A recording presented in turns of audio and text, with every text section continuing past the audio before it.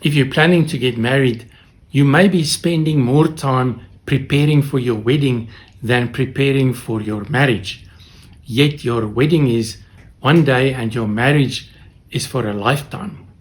So before finalizing the flowers and the venue and the seating arrangements, start preparing your marriage with 5 essential conversations about money, family, intimacy, roles and responsibilities, and your hopes for the future. But there is something even more important than the topics, and that's how you have these conversations. Don't turn them into debates. Make them listen conversations, and here's how. Choose one of the 5 topics per week. Take turns asking listen questions, thoughtful listen questions, and give each other enough time to answer. And really listen to each other's answers without interrupting or commenting.